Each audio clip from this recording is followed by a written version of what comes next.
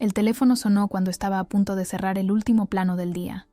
Eran las 7 de la tarde y el estudio de arquitectura ya se había vaciado, salvo por mí y las sombras alargadas que proyectaba el sol de octubre a través de las ventanas. Luciana Méndez Olivares. La voz al otro lado sonaba formal, distante. Sí, soy yo. Le habla el doctor Gonzalo Pereira, notario. Lamento informarle que su tía Amelia Olivares ha fallecido hace 3 días. En su testamento, usted figura como única heredera de su propiedad en San Telmo. Me quedé callada. La tía Amelia era apenas un nombre que se mencionaba en Navidades, una figura borrosa en fotos viejas. Mamá había cortado relación con ella mucho antes de que yo naciera, por razones que nunca quiso explicar. ¿Señorita Méndez? ¿Sigue ahí? Sí, disculpe. Es que casi no conocí a mi tía. Entiendo. De todas formas, necesitamos que se presente en mi oficina en Avenida de Mayo, 825, tercer piso, para proceder con los trámites. Anoté la dirección mecánicamente, preguntándome qué tipo de propiedad podría tener una mujer a quien mi familia había borrado de nuestras vidas. Al día siguiente, bajo un cielo plomizo que amenazaba tormenta, crucé la Plaza de Mayo esquivando turistas y palomas. El edificio del notario era uno de esos antiguos palacios de principios del siglo XX, con ascensor de hierro forjado que subía quejándose a cada piso. Los trámites fueron rápidos. Firmé papeles, recibí llaves y una carpeta con documentos. Lo único que me dijo el notario sobre la propiedad fue que se trataba de una casa antigua en Balcarce 978, que había permanecido cerrada los últimos años, desde que mi tía se había mudado a un geriátrico en Belgrano. La señora Olivares fue muy específica respecto a que usted, y solo usted, debía recibir la propiedad y todo su contenido, añadió mientras me acompañaba a la puerta. ¿Por qué yo? Ni siquiera nos conocíamos. No sabría decirle, pero dejó esta carta para usted. Tomé el sobre y lo guardé en mi bolso. Afuera, las primeras gotas de lluvia golpeaban el pavimento. Tomé el subte hasta la estación San Telmo. Mientras caminaba por las calles adoquinadas, la lluvia arreciaba, pero no me importó. Había algo extraño en todo esto, algo que me atraía como un imán. Balcarce estaba llena de anticuarios y casas coloniales. Algunos turistas corrían a refugiarse en los bares cercanos, mientras los vendedores de paraguas aparecían como por arte de magia. Encontré el número 978 casi llegando a la esquina. Era una casa antigua de fachada italiana, con balcones de hierro y persianas verdes descoloridas. Tardé en hacer girar la llave en la cerradura oxidada. El olor a encierro me golpeó apenas entré. Las paredes estaban cubiertas de cuadros y fotografías bajo capas de polvo. Los muebles, tapados con sábanas amarillentas, parecían fantasmas en la penumbra. Busqué a tientas el interruptor de luz, pero la electricidad estaba cortada. Avancé entre sombras hasta el patio interno. La lluvia caía directamente sobre las baldosas rojas, y una enredadera había invadido casi por completo una de las paredes. Este lugar parecía congelado en el tiempo. Volví a la sala principal y abrí las cortinas. La luz gris de la tarde me permitió ver mejor el entorno. Sobre una mesa encontré álbumes de fotos, cartas atadas con cintas y recortes de periódicos. Me senté en un sillón que protestó bajo mi peso y abrí la carta que me había dado el notario. Querida Luciana, cuando leas esto, ya no estaré. Nunca tuvimos la oportunidad de conocernos, pero te he seguido desde lejos toda tu vida. Hay cosas sobre nuestra familia que han permanecido ocultas demasiado tiempo. La verdad está en esta casa, entre estas paredes que han guardado silencio durante décadas. Tu madre eligió olvidar, pero tú tienes derecho a saber. Con cariño, tu tía Amelia. Con manos temblorosas, empecé a revisar los álbumes. En una de las fotografías más antiguas, reconocí a mi madre, joven, sonriente, abrazada a otra mujer que supuse era Amelia. Detrás de ellas, un hombre con uniforme militar miraba a la cámara con expresión severa. Di vuelta a la foto. En el reverso, con letra pulcra, decía: Carmen y Amelia, con el capitán Olivares, Plaza San Martín, 1976. Un escalofrío me recorrió la espalda. 1976, el año del golpe militar. El año en que mi abuelo, a quien nunca conocí, supuestamente había muerto en un accidente. De pronto, el silencio de la casa parecía cargado de secretos, y yo estaba determinada a descubrirlos todos. El papel crujía entre mis dedos, mientras pasaba páginas de un diario personal con tapas de cuero gastado. La caligrafía de Amelia era apretada, nerviosa, como si cada palabra hubiera sido escrita bajo presión. Afuera, la lluvia seguía golpeando los vidrios, y el café que me había traído en un termo se enfriaba sin que yo lo notara. 10 de mayo de 1977. Carmen vino hoy. Está desesperada. Dice que vio a Eduardo en la ESMA. Está embarazada y tiene miedo. Le ofrecí que se quede aquí, pero dice que es peligroso para ambas. El capitán sospecha. Me detuve. ¿Eduardo? ¿Quién era Eduardo? Nunca había escuchado ese nombre en mi familia. Y la ESMA... Todo el mundo sabía lo que había pasado en la escuela de mecánica de la Armada durante la dictadura. Seguí leyendo, saltando fechas, tratando de armar el rompecabezas. El diario mencionaba nombres, lugares, acontecimientos, todos girando alrededor de mi madre, de este tal Eduardo, y del capitán, que parecía ser mi abuelo. El último registro era de octubre de 1977. Carmen dio a luz ayer. Una niña. La llamó Luciana, como habíamos acordado. El capitán no sabe que la niña no es de él. Cree que es hija de Roberto, el prometido que Carmen inventó. Ayudé a falsificar los papeles. Si algún día descubre la verdad, nos matará a todas. Me quedé helada. Estaba leyendo que mi padre no era quien yo creía, que mi abuelo, ese hombre al que mi madre nunca mencionaba, había sido un militar durante la dictadura. ¿Y quién era este Eduardo? Pasé las siguientes horas revisando cada documento, cada foto, cada recorte. A medida que avanzaba la noche, una historia siniestra empezaba a tomar forma. Mi madre había estado involucrada con un militante político que posteriormente había desaparecido. Mi abuelo, un capitán de la Marina, había estado asignado a la ESMA. Mi tía Amelia, enfermera en el hospital militar, había ayudado a mi madre a ocultar su embarazo y a falsificar mi certificado de nacimiento. Cerca de medianoche, encontré una caja de metal bajo una tabla suelta en el dormitorio principal. Dentro había más fotos, una libreta de direcciones y un recorte de periódico de La Nación de 1985, ya amarillento. Identifican restos de desaparecidos en fosa común. Entre los nombres listados estaba Eduardo Mariani, 26 años, estudiante de arquitectura. Arquitectura, como yo. Mi teléfono sonó, sobresaltándome. Era mamá. ¿Dónde estás, Luciana? Son casi las 12. Estoy... trabajando tarde. Mentí, sin saber cómo enfrentarla con lo que acababa de descubrir. Te oigo rara. ¿Está todo bien? Sí, solo cansada. Hablamos mañana, ¿sí? Corté antes de que pudiera hacer más preguntas. Necesitaba procesar todo esto, y necesitaba ayuda. A la mañana siguiente, con ojeras y la mente nublada por la falta de sueño, me dirigí al Café La Poesía en Chile y Bolívar. Según la libreta de direcciones de Amelia, allí solía reunirse un grupo de sobrevivientes y familiares de desaparecidos. No sabía si después de tantos años alguien seguiría frecuentando el lugar, pero tenía que intentarlo. El café estaba casi vacío a esa hora.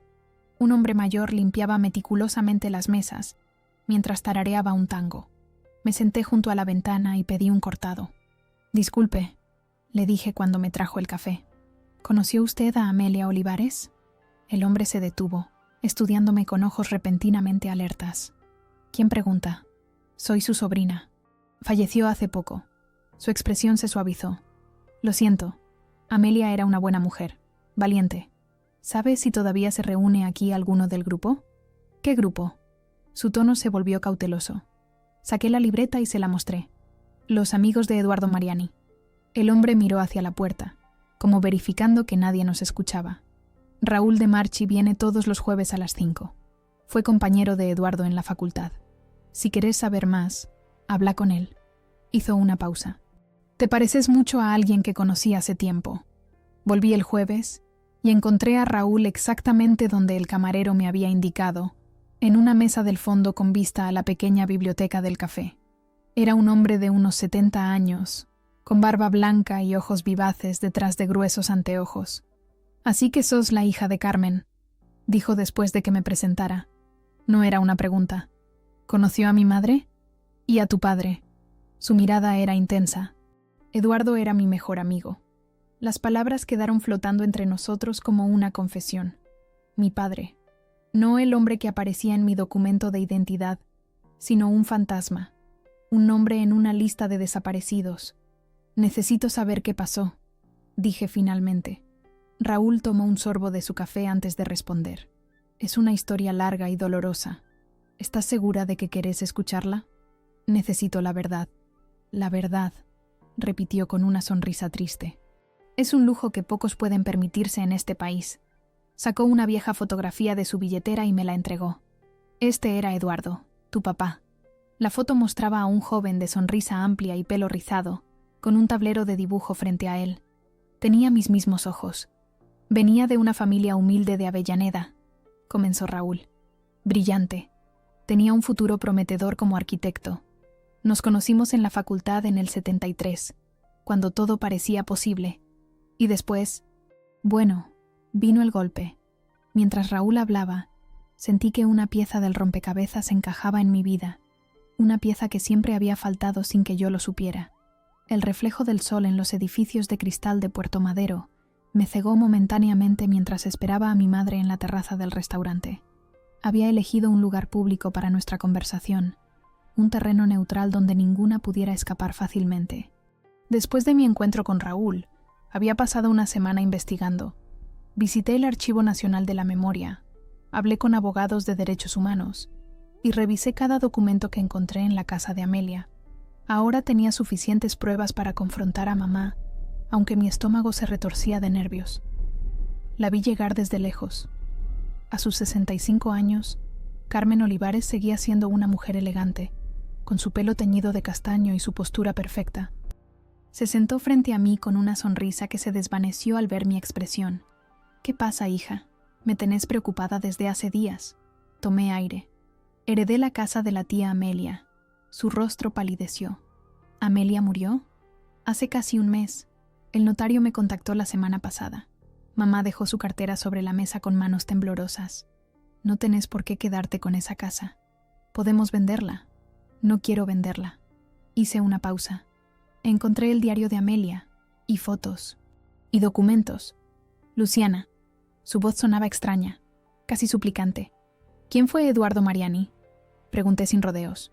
El silencio entre nosotras se volvió espeso, casi tangible. Una moza se acercó a tomar nuestro pedido, pero la despedí con un gesto. Mamá miraba fijamente la mesa, como si allí pudiera encontrar las respuestas que necesitaba. Era otro tiempo, dijo finalmente. No podés juzgar lo que pasó con los ojos de hoy. No estoy juzgando. Solo quiero saber la verdad. Merezco saber quién soy. Levantó la vista. Sus ojos, iguales a los míos, estaban llenos de lágrimas. Eduardo era tu padre biológico. Nos conocimos en la Facultad de Arquitectura. Yo estudiaba diseño, él arquitectura. Nos enamoramos. Militábamos juntos. Cuando vino el golpe, él no quiso exiliarse. Creía que podía hacer más quedándose. ¿Y mi abuelo? ¿El capitán Olivares? Su expresión se endureció. Miguel no era tu abuelo. Era mi padrastro. Se casó con mi madre cuando yo tenía 12 años. Siempre fue un hombre violento, controlador. Cuando se unió a los grupos de tareas de la ESMA, se detuvo, incapaz de continuar. Raúl me contó que vos lo viste allí, a Eduardo. Una lágrima rodó por su mejilla. Fue la última vez, enero del 77. Miguel no sabía que yo iba a visitar a Amelia al hospital militar. Eduardo estaba allí, lo habían torturado. Apenas pudo decirme que me fuera, que me escondiera. Ya estaba embarazada de vos. ¿Y qué hiciste? Amelia me ayudó. Inventamos un prometido. Le dijimos a Miguel que me había quedado embarazada y que el padre había huido al exterior. Estaba furioso, pero la idea de un nieto lo ablandó, supongo.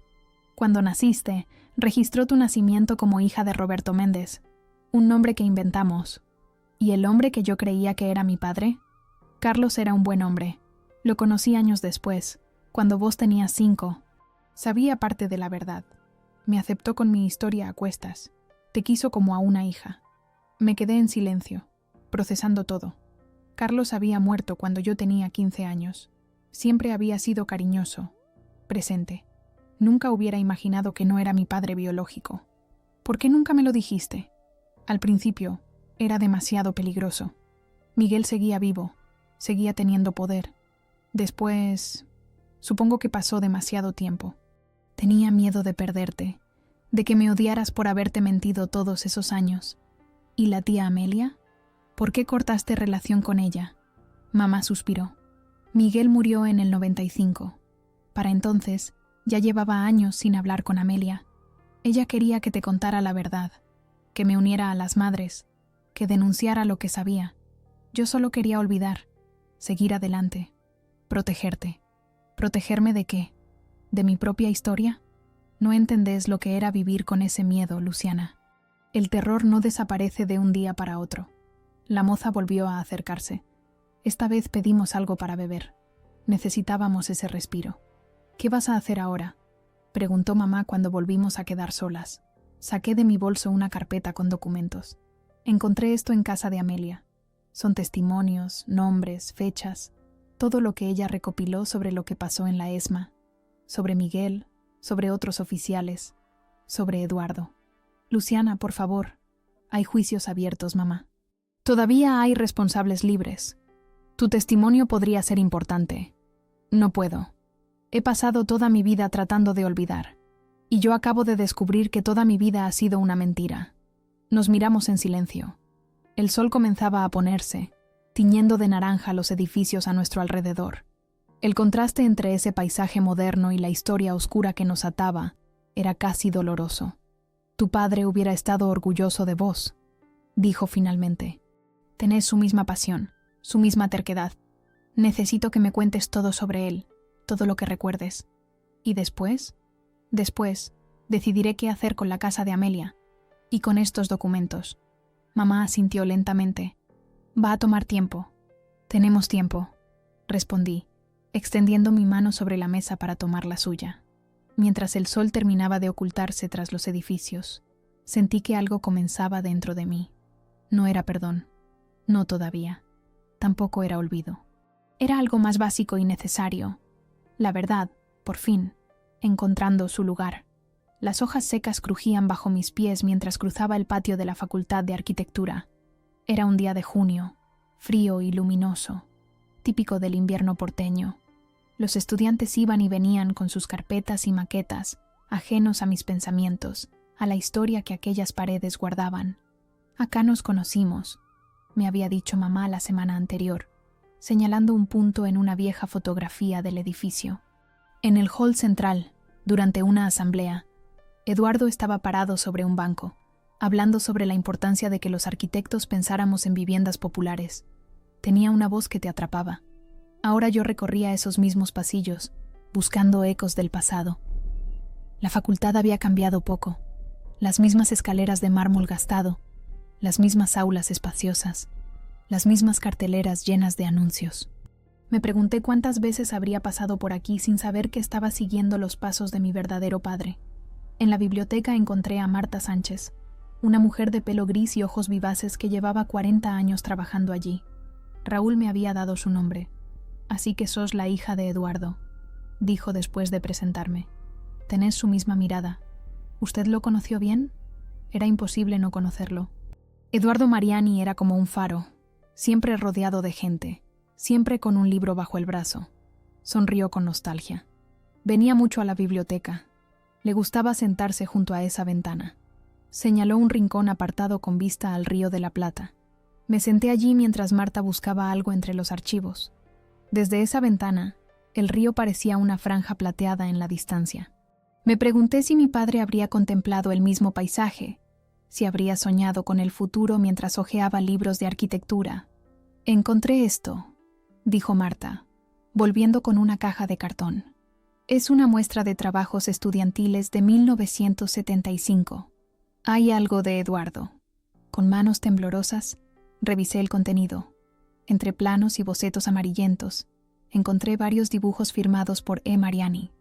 Eran propuestas para viviendas económicas, detalladas y prácticas, pero con un toque de belleza que revelaba a alguien que creía que la arquitectura podía cambiar vidas. Podés quedártelos, dijo Marta. Han estado guardados demasiado tiempo. Salí de la facultad con los dibujos cuidadosamente guardados en mi portafolio. La siguiente parada era una dirección en el barrio de Almagro que Raúl me había dado, el último lugar donde Eduardo había vivido. El edificio era uno de esos típicos PH porteños, con pasillos largos y departamentos pequeños. El 2B, donde había vivido mi padre, ahora pertenecía a una pareja joven que me miró con curiosidad cuando les expliqué quién era. ¿Podemos ayudarte en algo?, preguntó el chico, un músico de aspecto amable. Solo quería ver el lugar. Mi padre vivió aquí hace casi 50 años. La chica, Valeria, me invitó a pasar. No hemos cambiado mucho desde que nos mudamos. El dueño es bastante conservador con las reformas. El departamento era pequeño pero luminoso, con un patio interno donde crecía una parra. En una de las paredes del living descubrí algo que me dejó sin aliento. Un nicho empotrado en la mampostería, con bordes de madera tallada. Eso es lo único original que mantuvimos, explicó Valeria. Nos pareció muy especial. Saqué una de las fotos que Raúl me había dado. En ella, Eduardo estaba sentado justo debajo de ese mismo nicho, con un libro en las manos. Lo construyó él, murmuré. ¿Tu papá hizo eso? Valeria parecía impresionada. Es hermoso. Pasé los dedos por la madera tallada, sintiendo una conexión física con mi padre por primera vez. No eran solo papeles y recuerdos ajenos. Era algo tangible que él había creado. Esa noche, en la casa de San Telmo, extendí todos los materiales que había recolectado. Los dibujos de la facultad, las fotos de Raúl, los documentos de Amelia. Sobre la mesa del comedor, armé una línea de tiempo con la vida de Eduardo Mariani, desde su nacimiento en Avellaneda en 1951 hasta su desaparición en 1977. El teléfono sonó. Era mamá. ¿Cómo estás? Su voz sonaba preocupada. Bien. Estuve en la facultad hoy. Y en el departamento donde vivió Eduardo. Silencio al otro lado. ¿Nunca fuiste allí, no?, pregunté. Una vez, la noche antes de que lo secuestraran. Su voz se quebró. Tenía miedo de que lo estuvieran siguiendo. Quería que me fuera con él a Uruguay. Le dije que no podía, que mi madre estaba enferma, que necesitaba tiempo. Siempre me pregunté qué habría pasado si hubiera dicho que sí. No te tortures con eso, mamá. A veces pienso que si me hubiera ido con él, quizás nos habrían desaparecido a ambos, y yo nunca habría nacido. La interrumpí. No puedes cambiar el pasado. Otro silencio. He estado pensando, dije. Quiero presentar los documentos de Amelia al equipo argentino de antropología forense, y quiero que consideres la posibilidad de dar tu testimonio. Luciana, no tiene que ser ahora, solo pensalo. Después de colgar, volví a la mesa donde había desplegado la vida fragmentada de mi padre. Sentí una mezcla de tristeza y determinación. No podía devolverle la vida, pero podía rescatar su memoria del olvido. Podía completar el trabajo que Amelia había comenzado. Mientras reorganizaba los documentos, encontré algo que no había notado antes. Un sobre pequeño con mi nombre escrito con la caligrafía de Amelia. Dentro había una llave y una nota. Banco Nación, Caja de Seguridad, 247. Hay más verdades esperándote. El aire acondicionado de la sucursal del Banco Nación, en Avenida Rivadavia, funcionaba a toda potencia, creando un contraste brutal con el calor pegajoso de la calle. Me sequé el sudor de la frente mientras esperaba mi turno, apretando en mi mano la llave que Amelia me había dejado. Señorita Méndez, por aquí, por favor. El empleado, un hombre de mediana edad con camisa impecablemente planchada, me guió hacia la zona de cajas de seguridad. Verificó mis documentos, comprobó la autorización que el notario había preparado y finalmente me condujo a una sala privada donde depositó frente a mí la caja metálica número 247. «Tómese el tiempo que necesite», dijo antes de retirarse discretamente. La caja no era grande, pero pesaba más de lo que esperaba. La abrí con la llave que había encontrado entre los papeles de Amelia y contuve la respiración. Lo primero que vi fue un sobre con el sello del hospital militar. Dentro, encontré mi verdadero certificado de nacimiento, sin alterar. Padre, Eduardo Mariani. Una mezcla de emociones me invadió al ver su nombre oficialmente vinculado al mío por primera vez. Debajo había una pequeña cámara fotográfica antigua, una Kodak de los años 70. Un trozo de papel adherido a ella decía, «No revelado». El carrete seguía dentro. El tercer objeto era una libreta de direcciones repleta de nombres y números, muchos tachados o con anotaciones como desaparecido o exiliado. Entre las páginas encontré una carta dirigida a mí, escrita con la misma caligrafía nerviosa del diario. Querida Luciana, si estás leyendo esto, significa que has llegado más lejos de lo que yo pude. La cámara contiene las últimas fotos que Eduardo tomó antes de desaparecer. Nunca me atreví a revelarlas. La libreta es mi registro personal de todas las personas que pasaron por el hospital militar mientras trabajé allí. Algunos eran detenidos traídos para tratamiento después de sesiones de tortura. Otros eran personal militar. Y están los nombres de los médicos que colaboraron. Todo lo que vi, lo anoté. Durante años tuve miedo de hacer algo con esta información. Ahora es tu decisión. Con amor, Amelia. Mis manos temblaban mientras cerraba la caja. Había esperado encontrar más documentos, quizás más fotos, pero esto era mucho más comprometedor. Un testimonio directo de los horrores de la dictadura, nombres de victimarios y víctimas, y un carrete sin revelar que podría contener evidencia crucial. Esa misma tarde llevé la cámara a un laboratorio fotográfico en San Telmo, uno de los pocos que todavía revelaban película analógica. El técnico, un hombre mayor con lentes gruesos, examinó la cámara con curiosidad. «Es un milagro que el carrete no se haya arruinado después de tantos años», comentó mientras la abría cuidadosamente. «Va a tomar unos días.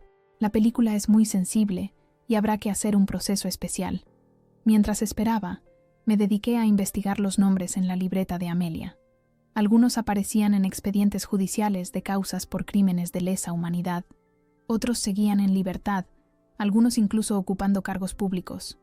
Uno de ellos, el doctor Velasco, ahora dirigía una prestigiosa clínica privada en Recoleta. 3 días después, recibí la llamada del laboratorio fotográfico. «Señorita Méndez, sus fotos están listas, pero...» Hizo una pausa incómoda. «Quizás quiera venir a verlas personalmente. Son... difíciles». Cuando llegué, el técnico me llevó a un cuarto trasero y cerró la puerta. «Nunca había visto algo así», dijo en voz baja, entregándome un sobre. Me tomé la libertad de hacer copias digitales también, por si acaso. Las fotos eran borrosas, tomadas evidentemente a escondidas. Mostraban el interior de lo que parecía un centro de detención. Personas esposadas a camillas, equipos de electroshock, uniformados supervisando lo que solo podía describirse como sesiones de tortura. Y en una de las últimas imágenes, claramente visible, estaba el rostro de Miguel Olivares, el hombre que mi madre había llamado padrastro. La última foto era diferente. No mostraba horror sino intimidad. Mi madre, mucho más joven, dormida sobre una almohada, con expresión pacífica. Al reverso, con letra que supuse era de mi padre, decía: «Carmen, mi amor, pase lo que pase, recordad siempre estos momentos. Salí del laboratorio con la sensación de estar cargando dinamita en mis manos». Estas fotos no solo confirmaban lo que ya sabía, sino que constituían evidencia directa de crímenes que muchos habían intentado negar durante décadas. Esa noche llamé a Raúl. «Encontré algo», le dije sin preámbulos. «Fotos». Eduardo las tomó dentro de la ESMA. Silencio al otro lado de la línea. «¿Estás segura de que querés meterte en esto, Luciana? No es solo remover el pasado. Hay gente poderosa que preferiría que estas cosas quedaran enterradas». «Ya estoy metida, Raúl. Desde el momento en que abrí esa puerta en San Telmo. Hay un abogado», dijo finalmente. «Trabaja con los juicios por la verdad. Se llama Martín Suárez. Te pasaré su contacto». La reunión con Suárez se concretó para la mañana siguiente en su oficina de tribunales. Era un hombre serio, de unos 50 años, con la mirada cansada de quien ha visto demasiadas injusticias. «Estas fotos son dinamita pura», dijo después de examinarlas. «No solo muestran torturas en pleno acto, sino que identifican claramente a varios oficiales que hasta ahora han negado su participación. ¿Qué sugiere que haga? Presentarlas como evidencia en la causa que está abierta contra varios oficiales de la ESMA. Pero tenés que entender los riesgos. Tu nombre quedará vinculado a esto públicamente. No me importa. Quiero justicia para Eduardo y para todas las víctimas. ¿Y tu madre? ¿Está dispuesta a testificar?» Dudé. «Todavía no lo sé. Tiene miedo. Es comprensible. Vivió esa época. Conoce los riesgos mejor que vos. Suárez se quitó los lentes y frotó el puente de su nariz. Te recomendaría que tengas mucho cuidado. No hables de esto con cualquiera y mantén los originales en un lugar seguro. Estos documentos pueden cambiar el curso de varios juicios pendientes. Al salir de la oficina de Suárez, sentí que había cruzado un punto sin retorno. Ya no era solo la hija que buscaba su identidad. Ahora era también la portadora de una verdad que muchos querían silenciar. Esa noche, mientras volvía a la casa de San Telmo bajo una llovizna persistente, tuve la inquietante sensación de que alguien me seguía. Un chirrido de neumáticos me despertó en medio de la noche. Me incorporé sobresaltada, con el corazón latiendo acelerado. La casa de San Telmo, antes un refugio, ahora parecía demasiado expuesta, demasiado vulnerable. Las sombras en las paredes me recordaban que algunos fantasmas no son solo recuerdos. Desde la ventana, vi un auto negro estacionado en la esquina. No podía distinguir si había alguien dentro, pero la coincidencia me inquietaba. Decidí no correr riesgos. Recogí los documentos más importantes, las fotos, la libreta de Amelia, y los guardé en mi mochila. Llamé a un taxi y salí por la puerta trasera, hacia el patio de la casa vecina, cuyo dueño me había dado permiso para usar en caso de emergencia. A Constitución, por favor, le dije al taxista. No pensaba ir allí, pero si alguien me seguía, prefería despistarlo. Bajé en la estación de tren y tomé otro taxi hacia el departamento de Raúl en Villa Crespo. Cuando llegué, pasaba la medianoche, pero la luz de su ventana seguía encendida. «Perdona la hora», dije cuando me abrió la puerta. «¿Pasó algo?», preguntó, haciéndome pasar rápidamente. Le conté sobre el auto, sobre mi sensación de estar vigilada. Quizás estaba siendo paranoica, pero en este país, la paranoia muchas veces había salvado vidas. «Hiciste bien en venir», dijo, preparando mate a pesar de la hora. «Podés quedarte el tiempo que necesites. Mañana presentamos los documentos con Suárez», le recordé. «No quiero echarme atrás». Nadie habló de echarse atrás, solo de ser cautelosos. Dormí mal esa noche, en el sofá de Raúl, despertándome con cada ruido. Por la mañana, con ojeras pero decidida, me dirigí al juzgado donde Suárez nos esperaba. Llevaba todos los documentos originales en un portafolio y había enviado copias digitales a varias personas de confianza, incluido un periodista de Página 12 que Raúl conocía. El proceso fue sorprendentemente burocrático para algo tan dramático. Declaraciones, firmas, sellos. La maquinaria judicial, convirtiendo el horror en expedientes numerados. Suárez me aseguró que las fotos y documentos serían incorporados a la causa y que pronto sería llamada a declarar formalmente. Al salir, un grupo de periodistas nos esperaba. Alguien había filtrado la información. ¿Es cierto que encontró evidencia fotográfica de torturas en la ESMA? ¿Las fotos fueron tomadas por su padre biológico, Eduardo Mariani? ¿Su madre va a testificar contra Miguel Olivares? Suárez me tomó del brazo y me guió entre los micrófonos y cámaras. Sin comentarios por ahora, repetía, mientras avanzábamos hacia su auto. Una vez dentro, me derrumbé. La adrenalina que me había sostenido durante días finalmente cedía, dejándome exhausta. «Ahora es cuestión de esperar», dijo Suárez. «El juez ya ordenó protección para vos. Y deberías hablar con tu madre. Después de esto, los periodistas la buscarán». Tenía razón. Necesitaba advertir a mamá. Le pedí a Suárez que me llevara a su departamento en Caballito. La encontré empacando una maleta. «¿Qué estás haciendo?», pregunté alarmada. «Me voy unos días a lo de Marta, en Mar del Plata». Ni siquiera levantó la vista mientras doblaba meticulosamente su ropa. «Ya vi las noticias. Tu cara está en todos los canales». «Mamá, lo siento. No pensé que sería tan rápido». «¿Qué esperabas?». Su voz sonaba más cansada que enojada. «¿Crees que sos la primera que intenta exponer la verdad? Siempre hay consecuencias». Me senté en la cama, junto a su maleta. «¿Estás enojada conmigo?». Finalmente se detuvo y me miró. «No, hija. Estoy asustada. Por vos, por mí. He vivido con miedo tanto tiempo que es difícil dejarlo ir. Puedo pedirle a Suárez que tramite protección para vos también. No es solo eso». Se sentó a mi lado. Toda mi vida construí alrededor del silencio. No sé quién soy sin él. Tomé su mano. «Sos Carmen Olivares, la mujer que amó a Eduardo Mariani, la madre que me protegió como pudo». Eso no va a cambiar, con o sin silencio.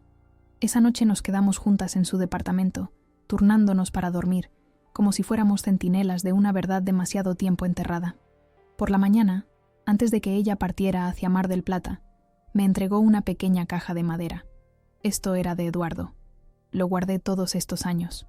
Dentro había un anillo simple con una pequeña piedra verde. Te lo iba a dar cuando le dijeras que estaba embarazada. Nunca tuvo la oportunidad. Me lo puse, sintiendo su peso ligero, su historia pesada. Las semanas siguientes pasaron en una especie de nebulosa. La fiscalía avanzaba con la causa. Mi nombre aparecía en los diarios. Recibía llamadas de otros familiares de desaparecidos, de organizaciones de derechos humanos, de personas que habían conocido a Eduardo o a Amelia. También recibí amenazas. Llamadas anónimas, un grafiti en la puerta de mi estudio de arquitectura, un sobre con recortes de diarios sobre accidentes de testigos en otras causas. Suárez insistió en que aceptara protección policial, al menos temporalmente. Un día, mientras revisaba planos en mi estudio, ahora custodiado por un policía en la puerta, recibí una visita inesperada. Era Claudia Medina, una arquitecta reconocida que había sido profesora en la facultad. «Disculpa la intromisión», dijo cuando mi secretaria la hizo pasar. «Leí sobre vos en los diarios, sobre Eduardo». La invité a sentarse, intrigada. «Eduardo fue mi compañero de estudios», explicó. «Un brillante arquitecto. Estábamos trabajando juntos en un proyecto cuando lo secuestraron, un conjunto de viviendas sociales en La Matanza. No sabía que estaba trabajando en algo así». Claudia sonrió con tristeza. Pocos lo sabían. Era un proyecto casi clandestino. Después de su desaparición, los planos quedaron olvidados. Pero los guardé. Abrió su portafolio y extrajo varios planos amarillentos. Pensé que querrías tenerlos. Extendí los planos sobre mi mesa. Eran detallados, innovadores para su época. Viviendas modulares, espacios comunes, áreas verdes.